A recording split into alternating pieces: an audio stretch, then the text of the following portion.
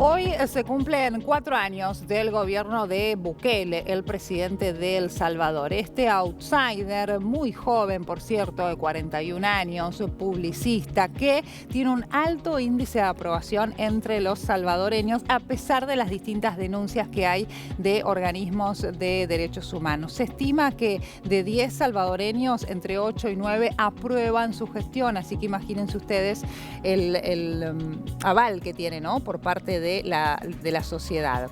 A ver, el sello de su gobierno, sin lugar a dudas, ha sido la lucha que ha emprendido contra las pandillas. Antes de su llegada al poder, o más bien cuando apenas llegó al poder, el 80% del territorio de El Salvador era controlado por las pandillas.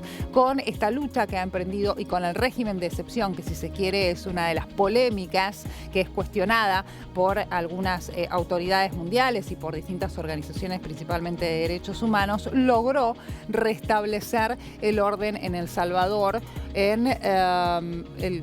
Su figura se ha convertido, si se quiere, como el terror de las pandillas. Y uno de los símbolos también de su gobierno ha sido el penal más grande de América, que tiene una capacidad, esta mega cárcel, para 40.000 presos con un severo régimen de reclusión. Para que tengan en cuenta ustedes, el régimen de excepción que rige desde marzo del 2022, mientras compartimos las imágenes de este penal, se han encarcelado cerca de 70.000 personas y el régimen de excepción ha sido renovado 14 veces por un Congreso que tiene, digamos, el aval, o que avala, mejor dicho, a Bukele. Vamos a analizar parte de estos 4 años del mandatario, del presidente de El Salvador, porque también tiene varias cuentas pendientes, principalmente relacionadas con la pobreza y la economía. Dani Portillo, periodista de política del periódico La Prensa Gráfica, ya está en comunicación con nosotros. Dani, muy buenos días, ¿cómo estás? Agustina Scioli te saluda desde la Argentina. Buenos días, Agustina. Un saludo desde El Salvador para ti y para toda la audiencia. Aquí a la orden para ti y tus preguntas. Muchas gracias. Bien, yo hacía un breve repaso, por supuesto, de lo que ha sido el sello, ¿no?, de estos 4 años de gobierno de Bukele, pero también hablaba de las deudas pendientes y quizá de eso no se habla tanto. Hoy por hoy El Salvador es noticia en el mundo por la lucha contra las pandillas y las distintas medidas que ha tomado en ese sentido el mandatario. Pero ¿qué pasa con los índices de pobreza y de economía en el país? Sí, en esas dos áreas son deudas precisamente que el presidente todavía tiene porque no se han podido manejar de la mejor manera. De hecho, pues según los mismos datos que el gobierno maneja, según los datos del Banco Central de Reserva, el golpe de la pandemia obviamente fue bastante fuerte para la situación de la población, aumentó los índices de pobreza a números mayores a los que eran antes de la entrada del gobierno de Bukele. Se ha trabajado para la recuperación de estos, luego que se reabrió la economía, pero a la fecha hay más pobres en El Salvador que lo que había en junio del 2019 cuando Nayib Bukele asumió. Esa es una información confirmada, como te digo, por el mismo Banco Central de Reserva, lo que Claro. obviamente pone en duda la efectividad de las medidas que el gobierno ha tenido en esa área. Y en el tema de la economía, hay mucha falta de transparencia en manejo de fondos públicos y también hay mucha dificultad para el gobierno, sobre todo para acceder a crédito externo, el tema de riesgo país que se le pueda prestar y que pueda haber garantía de pago es muy deficiente. Entonces el manejo de la economía ha sido pero tan opaca que es difícil en realidad poder analizar con números claros cómo ha Claro. sido el gobierno de Bukele en materia económica. Claro. Sin embargo, yo hacía referencia a este índice de aprobación altísimo, ¿no? De 10 salvadoreños, entre 8 y 9 aprueban su gestión, a pesar también de los métodos, si se quiere, empleados, que muchas veces son criticados. ¿A qué responde este fenómeno Bukele, que no solamente es un fenómeno, digamos, puertas adentro en El Salvador, sino que hay muchos ciudadanos e inclusive líderes mundiales que hacen referencia a la gestión y hasta quieren imitar parte de las medidas llevadas adelante por Bukele? Sí, claro, definitivamente que el tema de la popularidad del presidente está ahí, no ha parado de crecer desde el momento que él apareció en la política local y es algo que se tiene que analizar de la mano con toda la evolución de sus 4 años de gobierno. Ujú.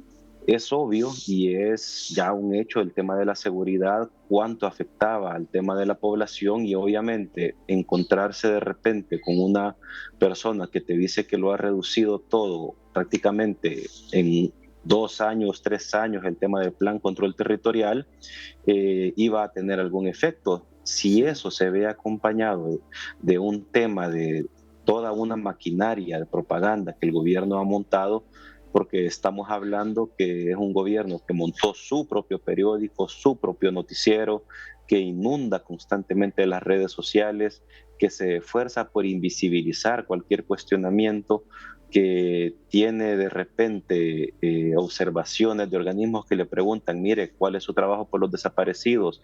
Y su respuesta es ignorar la pregunta y producir material para que nadie lea sobre los cuestionamientos en el tema de desaparecidos. Entonces todo eso tú lo juntas y lo que obtienes es una población que recibe tanto material del lado del oficialismo, Sí, que acaba por encerrarse en una especie de burbuja en la que no se puede negar la mejora de los índices de seguridad, claro, pero en la que obviamente hay demasiadas preguntas por responder sobre si esta mejora es sostenible o no en el tiempo.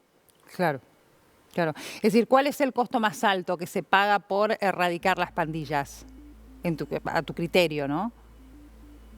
Pues definitivamente es el tema de los derechos humanos. Nada menos hace 2, 3 días la organización religiosa Cristosal Mm, presentó un informe, una investigación con resultados del primer año de aplicación del régimen de excepción y se contabilizan más de 150 muertes en centros penales.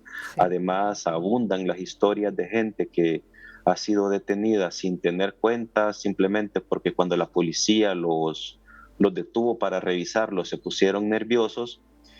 Pasaron 6 meses, 7 meses, 9 meses, hasta un año detenidos en prisión sin que fueran presentados ante un juez Claro. que decidiera si procedía a llevar a cabo un juicio, y sin ni siquiera haber pasado por eso fueron liberados. Entonces tú te quedas con la duda, pasaron un año presos sin tener ningún vínculo, sin que se les pudiera probar ningún vínculo, y a la fecha no han recibido ni una disculpa por parte del Estado. Muchos perdieron su trabajo en un caso menos grave, o sea, el hecho de Ujú. perder la vida, tener 150 muertos y que el gobierno se niegue a hablar de esto públicamente, te deja con la duda de, le puede pasar a cualquiera. Mientras el gobierno no decida tener una política más clara de cómo llevar a cabo estas detenciones y cómo procesar a tanta cantidad de gente, los golpes a los derechos humanos van a seguir existiendo, y sobre todo a los derechos humanos de gente que no tiene ninguna deuda con el tema de la justicia.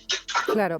A ver, igualmente, Denny, digamos, la población salvadoreña tiene acceso a estos informes, estimo, y a los distintos informes que hacen, en el caso de esta organización cristiana, es una organización de El Salvador, pero también hay informes de organizaciones internacionales haciendo hincapié en los derechos humanos y en lo que sucede en El Salvador. Los salvadoreños tienen acceso a esos informes, es decir, que a pesar de tener información oficial, si es que se quiere, a través de los medios oficiales, pueden acceder de manera detallada a lo que presuntamente sucede. Y sin embargo, a pesar de eso, igual sigue teniendo este alto índice de aprobación. Es decir, quizá es distinta la situación, por ejemplo, en Venezuela, ¿no? Donde la gente sí verdaderamente Ujú. está privada, o en Cuba, que está privada de los medios de comunicación opositores, donde están prohibidos. Pero esta no es la situación en El Salvador. E inclusive en el mundo, inclusive aquí en la Argentina, hay hasta opositores al gobierno actual que quieren imitar parte de las medidas y del régimen de Bukele, conociendo estas denuncias contra los derechos humanos. Entonces, digo, me parece que es un fenómeno que requiere un análisis aún más amplio, ¿no? Inclusive lo que está sucediendo en el mundo con las derechas extremas, con Meloni, por ejemplo, en Italia, lo que sucedió ahora también en España en las elecciones municipales. Bueno, y Bukele en muchos casos es tomado como referencia. Lo que puede pasar acá en la Argentina con otro outsider como es Javier Milei, quien también hizo referencia a Bukele. Entonces digo, no es que se niega la información y que entonces la población no puede elegir. Se sabe qué es lo que sucede y a pesar de ello hay una suerte de hartazgo de vivir en el marco de la inseguridad, de salir a la calle y que te maten o que te secuestren a un familiar. ¿Es esa la sensación que queda o el análisis que también haces? Creo que el último punto que mencionas es clave en el tema del hartazgo, porque había mucho hartazgo en la población por todo lo que se había sufrido por el tema de pandillas, pero añadiría a ese punto en la comparativa que haces con Venezuela y Cuba, la gran diferencia yo la centraría en el tema de la maquinaria de propaganda con la que Bukele entró a gobernar. Mm, O sea, Bukele entró a gobernar e inmediatamente se convirtió en un tema masivo de claro. publicación de información falsa, de intento de tergiversar cualquier petición de aclaración de información, de atacar a cualquiera que preguntara o que no estuviera de acuerdo con el discurso oficial.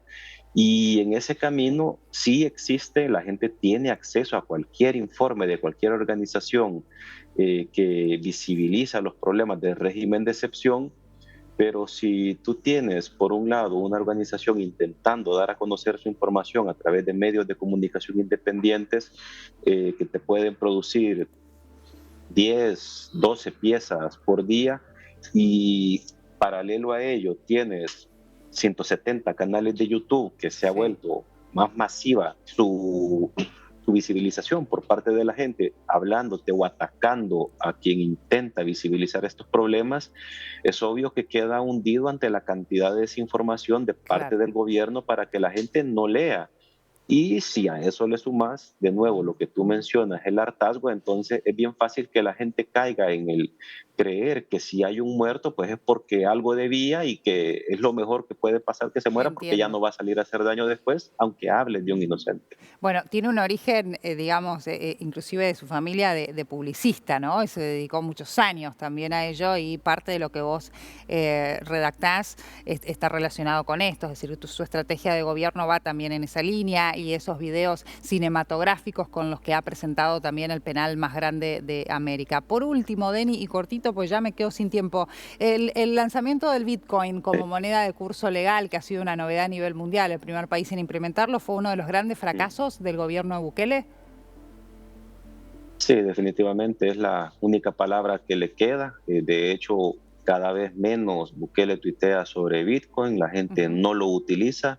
Las remesas que se suponía que iba a ser el principal beneficiado porque la gente iba a mandar remesas en Bitcoin, nunca despegó. De hecho, cuando arrancó la ley Sí. del 100% de remesas que recibía el país, creo que el dato era de 4,6%, ahora bajó a 2 puntos y fichas, entonces el Bitcoin ha sido una apuesta totalmente fracasada, pero Bien. que el presidente la mantiene por algún motivo todavía no explicado de su parte. Denny, ha sido muy amable, como siempre. Muchas gracias. Un placer escucharte en el análisis de estos 4 años de Bukele allí en el poder.